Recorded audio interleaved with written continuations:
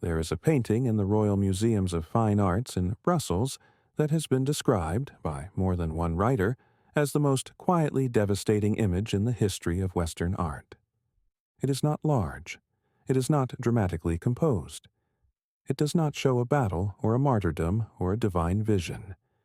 It shows a coastal landscape in spring, a ploughman turning soil on a hillside, a shepherd leaning on his staff and gazing upward, a ship sailing out of a bay on a fair wind, fishermen at the water's edge, a sun setting or rising on the horizon, turning the sea to gold and the sky to the pale, luminous blue of early morning. It is a painting of extraordinary beauty and extraordinary calm.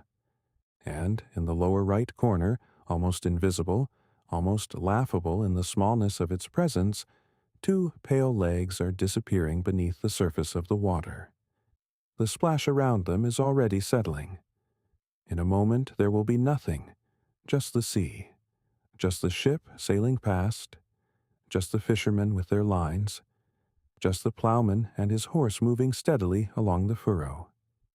The legs belong to Icarus, the boy who flew too close to the sun, the boy whose father built him wings of feathers and wax, who was told not to fly too high, who flew too high anyway, whose wings melted, who fell into the sea. And nobody noticed. That is the painting. That is what Pieter Bruegel the Elder understood about the myth of Icarus that nobody before him had quite articulated in this way. That the most famous fall in Western mythology happened in a world that was completely, utterly, indifferently busy with other things. The ploughman did not look up. The shepherd, who seems to be gazing skyward, is looking in the wrong direction. The ship sailed on. The fisherman kept fishing. A boy fell out of the sky, and the world continued. We will come back to Bruegel. We will come back to what it means that he painted the myth this way, and what the painters and poets who came after him did with that image, and why it has never stopped resonating. But first we need to go back to the beginning. Much further back, to the world in which the myth of Icarus was first imagined, to the story of his father Daedalus, to the labyrinth on Crete, to the Minotaur and the thread and the king who thought he could imprison genius. Because Icarus is not the beginning of his own story. He is the end of his father's. And to understand what Icarus means, what his fall means, what Bruegel saw in it, what we keep seeing in it, you need to understand Daedalus first. Daedalus is one of the strangest and most compelling figures in all of Greek mythology. He is not a god. He is not a hero in the conventional sense. He does not fight monsters or sack cities or descend to the underworld. He is a craftsman, an artificer, an inventor. He is the greatest maker in the ancient world, the man whose hands could build anything, whose mind could solve any technical problem, whose art was so perfect it blurred the boundary between the made thing and the living thing. The name Daedalus means, in Greek, something like cunningly wrought or skillfully made. It is both a personal name and a descriptor. In ancient Greek, the adjective Daedalos could be applied to any object of extraordinary craft. A finely worked piece of armor, an intricately carved statue, a beautifully woven cloth. To call something Daedalon was to say that it had been made with a skill that approached the divine. Daedalus was Athenian by birth, a member of the royal family, trained in the arts of metalworking and carpentry and sculpture from childhood. The myths credit him with a series of inventions that defined the foundations of Greek craft: the axe, the saw, the level, the plumb line. He made statues so lifelike that they had to be chained to their bases at night to prevent them from walking away. He made golden honeycombs so perfect that bees tried to fill them. He made mechanical animals that moved and breathed as if alive. But the most significant thing Daedalus ever made, the thing that defines his myth more than any of the inventions, more even than the wings, is the labyrinth. And the labyrinth was built to contain something terrible. To understand the labyrinth, we need to go back further still, to the island of Crete and to its king, Minos, and to the strange and monstrous circumstances that made the labyrinth necessary. Minos was the son of Zeus and Europa. Europa, the Phoenician princess whom Zeus abducted in the form of a white bull, carrying her on his back across the sea to Crete. Minos grew up to become the most powerful king in the Aegean world. He ruled from the palace of Knossos, which archaeology has confirmed as one of the great Bronze Age palace complexes of the ancient Mediterranean. A sprawling, multi-storied, richly decorated structure of extraordinary sophistication, the center of a maritime empire that extended across the islands and coasts of the Aegean. Minos had a problem. When he came to power, he claimed his kingship was divinely sanctioned, that Poseidon, god of the sea, had confirmed his right to rule. As proof of this divine favor, he prayed to Poseidon to send a bull from the sea, promising to sacrifice it immediately as a demonstration of his devotion. Poseidon sent the bull. It was white and magnificent and perfect. And Minos, looking at it, decided he could not bear to sacrifice something so beautiful. He kept it. He substituted another bull for the sacrifice. This was a catastrophic mistake. Poseidon did not forget. As punishment for Minos' betrayal, the god caused Pasiphae, Minos' wife, daughter of the sun god Helios, to fall violently, consumingly in love with the white bull.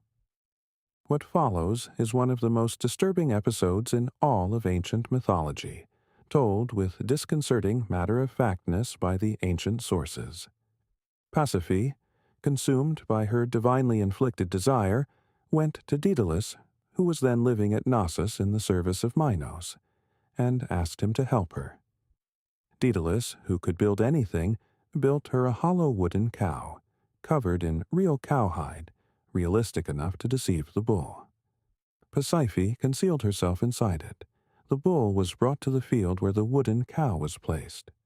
The result of this union was the Minotaur, a creature with the body of a man and the head of a bull, monstrous, violent, unable to be controlled, consuming human flesh. Minos, horrified and shamed, could not kill the creature. It was, after all, his wife's son, however monstrous, but he could not allow it to roam free. He commissioned Daedalus to build a prison that could hold it. A prison so complex, so perfectly designed to prevent escape, that even the creature inside it could never find the way out. Daedalus built the labyrinth. The labyrinth was not simply a maze, though the word labyrinth has given us our word for any complex and bewildering series of passages. It was an architectural argument, a structure whose entire logic was devoted to the prevention of exit. Daedalus designed it so cunningly that once inside, the mind of the creature trapped within it could never construct the map that would lead to freedom. The labyrinth was, in effect, a three-dimensional puzzle whose solution was withheld from its inhabitant. It was a structure of pure imprisonment, built by the greatest builder who ever lived, for a creature that was itself the product of a monstrous act that a king had commissioned the same builder to facilitate. Daedalus built the prison for the monster that he had helped to create. This paradox sits at the heart of his myth, and at the heart of what the story of Daedalus and Icarus is really about. The relationship between the maker and the made, between the craftsman and the consequences of his craft, between the man who can build anything and the things his building sets in motion. The Minotaur, imprisoned in the labyrinth, required tribute. Every 9 years, or every year, depending on the version, Minos demanded from Athens, which was a vassal state of Crete at the time, a tribute of 7 young men and 7 young women. These 14 young Athenians were sent into the labyrinth. The Minotaur killed them and ate them. Athens could not refuse, because Minos was too powerful, because his fleet controlled the sea, because the Athenians had no choice but to comply and grieve. Until Theseus. Theseus is the great hero of Athens, the city's founding myth made flesh. the prince who volunteered to go as part of the tribute, who sailed to Crete with the intention of killing the Minotaur and ending the tribute forever. His story intersects with Daedalus's at the point of the labyrinth, because it is Daedalus who makes Theseus's success possible, though not this time by building something. By telling. Ariadne, the daughter of Minos, fell in love with Theseus when the tribute ship arrived at Knossos. She went to Daedalus and asked him the one thing that could help the man she loved. "How do you get out of the labyrinth?" Daedalus told her. He gave her, or Theseus, a ball of thread. The solution to the most complex architectural problem ever conceived was a piece of string. Tie one end to the entrance, let it unwind as you walk, and follow it back. The thread of Ariadne, which has given Western thought one of its most enduring metaphors for finding one's way through confusion, was Daedalus's betrayal of his own greatest work. Why did he betray it? The ancient sources do not give a clear answer. Some suggest that Daedalus had no choice. Ariadne compelled him, or he was bound by some obligation to her. Others suggest that Daedalus, like many makers of great things, had grown ambivalent about his creation, that the man who built the labyrinth to be inescapable was also, secretly, relieved when someone asked him how to escape it. The craftsman who can solve any problem is also the man who can see the solution to his own constructions most clearly. Theseus entered the labyrinth, killed the Minotaur, and followed the thread back to the entrance.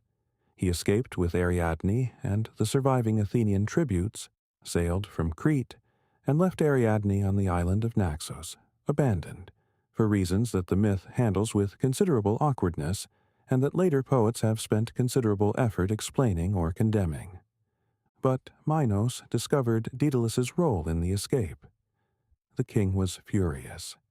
The craftsman who had built the labyrinth had given away its secret, had made his greatest work obsolete, had betrayed his royal patron in the most fundamental way. Minos imprisoned Daedalus, and Icarus, his son, who had been born on Crete from a union with a slave woman named Naucrite. Father and son were locked away, perhaps in the labyrinth itself, perhaps in a tower, perhaps simply confined to the island, unable to leave because Minos controlled every ship that left Cretan ports.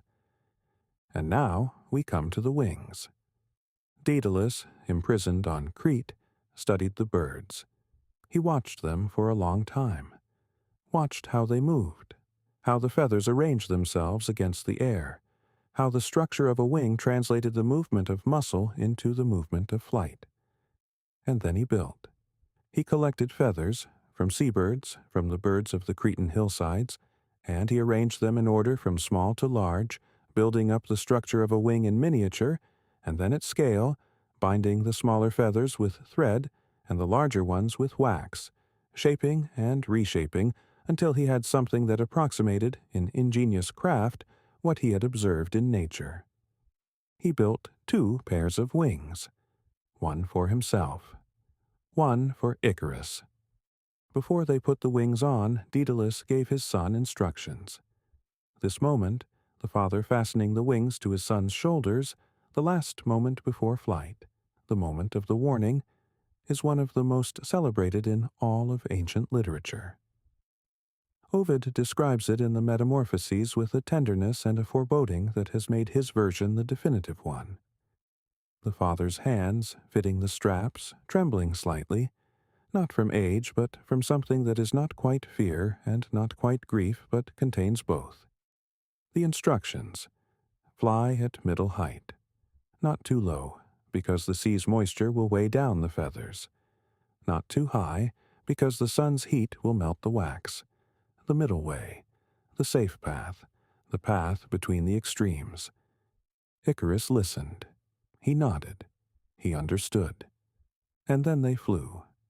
The experience of flight, the first moments of it before the disaster, is described by Ovid and by later poets with an ecstasy that is completely convincing.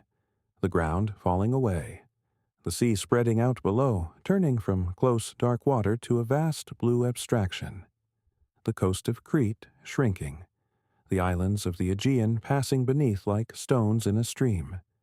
The wind, which on the ground is something that pushes you sideways, becoming something that holds you up, that answers your weight with a counter-pressure that feels like permission. The body, which on the ground is heavy and limited and mortal, becoming for the first time in its existence light. This is what Icarus felt, and it is not difficult to understand what happened next. He flew higher, not from stupidity, not from simple disobedience. He flew higher because the experience of flight is the experience of the body discovering for the first time that it can transcend its own nature, that the limitations it has always accepted, gravity, earthboundness, the horizon as the absolute limit of the possible, are not laws but merely conditions. Conditions that can be changed, exceeded, left behind. He flew higher because the feeling of height is the feeling of freedom, and freedom, once tasted, does not moderate itself. The wax melted, the feathers came loose, the wings failed, and Icarus fell. The fall itself is described in Ovid with a spare, terrible economy. The boy called out his father's name. The sea took him, the sea that is called still the Icarian Sea, the stretch of the Aegean between the islands of Samos and Patmos and the coast of Asia Minor, was named for him in antiquity, named for the place where he went in, named as a permanent record of a fall that lasted only seconds. Daedalus, flying ahead, heard the cry. He turned back. He searched the sea. He found the feathers floating on the surface and the body below. He recovered it. He buried it on a nearby island. Some versions say the island of Icaria, which also takes his name, and resumed his flight alone, continuing to Sicily, where he eventually came to rest at the court of King Caucasus, where Minos eventually found him, and where Minos died in his bath, drowned in boiling water by Caucasus's daughters, who had grown fond of the craftsman their guest wanted to drag back to Crete. But Daedalus's grief after the death of Icarus is, in all the versions, total and permanent. He reaches Sicily and hangs up his wings in the temple of Apollo, and he never flies again. The man who could build anything, who built the wooden cow, who built the labyrinth, who built the wings, could not build his way out of this. There is no craft that undoes death. There is no solution to the loss of a child. Daedalus built wings to escape imprisonment, and the wings killed his son, and he spent the rest of his life on the ground. This is the myth. This is the story as Ovid tells it, as the ancients understood it, as it has been told and retold for 2,500 years. And it is a rich story, full of meaning, full of the themes that Greek mythology returns to again and again: hubris and its consequences, the relationship between fathers and sons, the limits of human ambition, the price of freedom. But now let us ask the question that Bruegel asked. Let us ask the question that made his painting so strange and so unforgettable and so quietly devastating. Why did nobody notice? Pieter Bruegel the Elder was born around 1525 in the southern Netherlands, in what is now Belgium, and died in Brussels in 1569. He was the greatest painter of his generation in Northern Europe, and one of the greatest painters of any generation anywhere. A man of extraordinary visual intelligence, encyclopedic curiosity, and a philosophical complexity that his contemporaries sometimes mistook for simple peasant humor. He painted peasant weddings and harvest festivals and winter landscapes and proverbs illustrated in paint, and scenes of hell borrowed from his predecessor Hieronymus Bosch. He painted the Tower of Babel. He painted the massacre of children in a Flemish village that was also, unmistakably, the massacre of the innocents. He painted the blind leading the blind, falling into a ditch, in a work of such pitiless moral clarity that it has never been forgotten. He painted landscape with the Fall of Icarus probably in the late 1550s, when he was in his 30s, and at the height of his powers. The painting shows a Flemish coastal landscape, not Greek, not mythological, not ancient, a real place or a plausible real place, a working harbor, a ploughman's field, a shepherd's hillside, a merchant ship. The people in it are contemporary, Flemish peasants and sailors of the 16th century, not toga-wearing figures from antiquity. And into this ordinary, living, working world, Bruegel has dropped the myth. Dropped it literally. Icarus is dropping into the corner of a scene that has no space for him, no attention to spare for him, no awareness of his presence at all. This choice is not accidental, it is the entire argument of the painting. Bruegel was working in a tradition of Flemish and Dutch moral painting that used visual irony to make philosophical points. He knew his Ovid. There is a passage in the Metamorphoses, just before the description of the Fall of Icarus, in which Ovid describes a ploughman, a shepherd, and a fisherman who see Daedalus and Icarus flying overhead and assume they are gods. In Ovid, the ordinary people look up at the miracle. In Bruegel, the ordinary people do not look up at all. The miracle has already become a disaster, and they have missed it entirely. What Bruegel understood, what his painting articulates with a precision that no other image in Western art quite matches, is that the world is structured so that catastrophe is invisible unless it happens to you. The ploughman is ploughing. The shepherd is thinking about his sheep. The sailors are managing the ship. Each person is inside their own world of attention, their own circle of necessity and concern, and that circle does not extend to the edge of the frame where a boy is drowning. This is not a moral failure, exactly.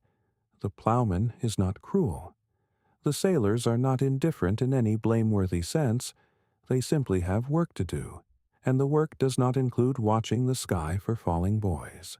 The world is full of people doing their work, and the world is simultaneously full of people falling, and these two facts coexist without resolution, without the one requiring the other to stop. The 16th century in which Bruegel lived was a century of spectacular public catastrophe.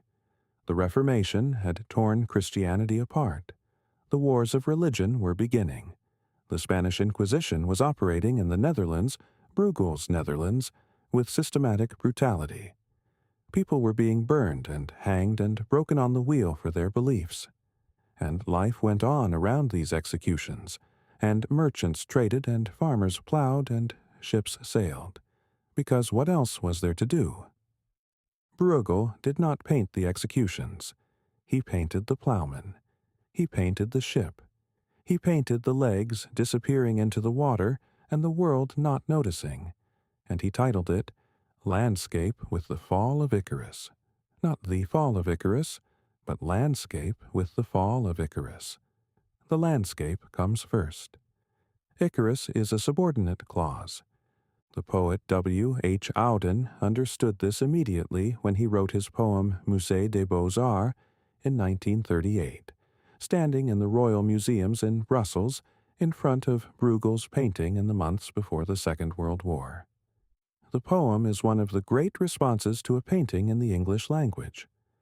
A meditation on suffering and its invisibility, on how the old masters understood that pain occurs in the margins of other people's experience, that the miraculous and the disastrous happen while someone nearby is eating or opening a window or just walking dully along. Auden saw in Bruegel's painting the same thing that Bruegel had seen in Ovid's myth, that the fall of Icarus is not an event that stops the world. It is an event that the world ignores. And the painting's genius is to make us feel both the injustice and the truth of this.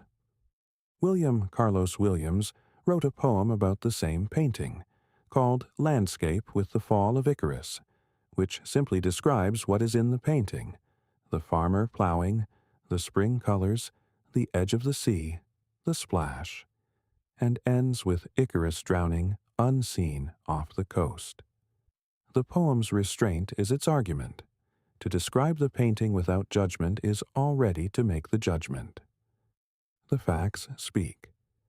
But let us go back to the myth itself, and to the question that the myth was invented to answer. Because the myth of Icarus, like all the great myths, is not primarily about the specific event it describes. It is about a pattern of human experience, a pattern that recurs so reliably in so many different lives and so many different forms that it required a story to name it. The pattern is this. The person who is given the means to transcend their limitations uses those means to exceed the limits of what is safe, and is destroyed by the excess. The person who is warned about the middle way chooses the extreme. The person who is given wings flies too high. This pattern has been interpreted in almost every possible way across the centuries. The most common interpretation, the one embedded in every schoolroom version of the myth, the one that gives us the phrase flying too close to the sun as a cliché of hubris and its consequences, reads the fall of Icarus as a cautionary tale about ambition. Don't reach too high. Know your place. The wax will melt. The wings will fail. Pride comes before a fall. This is the conservative reading, and it is very old. It was the reading endorsed by the Roman moralists who used the myth as a lesson in the dangers of exceeding one's station, in the importance of moderation, in the virtue of the middle way. The aurea mediocritas, the golden mean, that Horace praised and that Roman Stoicism elevated into a philosophy of life. Fly at middle height. Not too low, not too high. The safe path is the only path. But there is another reading, and it is equally old, and it has become, in the modern period, far more powerful and far more influential. In this reading, Icarus is not a warning. He is an aspiration. He flew. He actually flew. He was a boy made of flesh and bone, and he rose into the air and he felt what it was to move through the sky as birds move, to look down at the sea from above, to be free of the earth's pull. Nobody had ever done that before. Nobody would do it again. Not for 2,500 years, until the Wright brothers at Kitty Hawk in 1903. Icarus did the impossible. He did it with wax and feathers, with his father's genius and his own courage, and it killed him. But before it killed him, he flew. This reading, which we might call the Romantic reading, because it flourished most powerfully in the age of Romanticism in the late 18th and early 19th centuries, sees the fall not as punishment for transgression, but as the price of an achievement that was worth its price. Icarus died, yes, but he flew, and the alternative, to have flown at middle height, cautiously, safely, never going higher, never finding out what it felt like at the limit. That alternative is, from this perspective, a kind of death, too. A slower one, a safer one, but equally final. This tension between the two readings of the Icarus myth, between the conservative warning and the romantic celebration, between the lesson about limits and the celebration of the limitless, is not resolvable. The myth contains both simultaneously. It is, like all the great myths, structurally ambivalent. It can be used to argue for caution, and it can be used to argue for daring, and neither use exhausts it, because the myth is large enough to hold the contradiction without choosing a side. Daedalus chose the middle way and survived. Icarus chose the height and died. But who do we remember? Whose name is still spoken, still written, still painted, still tattooed on human bodies, still invoked in song and poem and film and metaphor, 2,500 years after the story was first told? Not Daedalus. Icarus. The survivor is not the one the world remembers. The fallen one is. And this too is part of the myth's argument, the uncomfortable, unresolvable argument that runs beneath every cautionary reading and every romantic celebration. Fame and survival are not the same thing. The most remembered life is not always the longest one. The one who flew highest is the one whose name was given to a sea. There is a third layer to the Icarus myth that is less often discussed, but that seems to me the deepest and the most troubling. It is the layer that concerns Daedalus, not Icarus, the father, not the son. Daedalus built the wings. Daedalus knew the risks. Daedalus gave the warning. And Daedalus went first. He flew out ahead, trusting his son to follow at a safe height, trusting the warning to be enough. It was not enough. The warning was never going to be enough, because the warning was addressed to a boy who had never flown, who had no context for the feeling of altitude and liberation that would make the warning feel real, who had been told that the sun was dangerous in the abstract but had never felt what it was like to be close to it, to feel its warmth intensify, to feel the air thin and the world spread out below. You cannot warn someone away from an experience they have not had. You cannot describe the feeling of flying to someone who has never flown, and expect the description to function as a brake on their wings. Daedalus, who had been building things his whole life, who had built the hollow cow and the labyrinth, and now the wings, knew this at some level. He had spent his entire career making things that worked beyond their intended purpose, things that produced consequences he had not fully anticipated, things that escaped the frame of their original design and became something else. He built a cow that helped produce a monster. He built a prison that could be defeated by a piece of string. He built wings for a boy and told him not to fly too high. The wings worked perfectly. That was the problem. They worked so perfectly that the boy in them could not resist what they made possible. Daedalus's craft was too good, his invention too successful. The warning was not a design feature of the wings.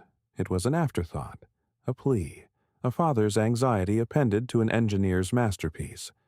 And the masterpiece won. This is the modern reading of Daedalus, the reading that resonates most powerfully in an age of nuclear weapons and genetic engineering and artificial intelligence and every other technology that has exceeded the intentions and the warnings of its creators.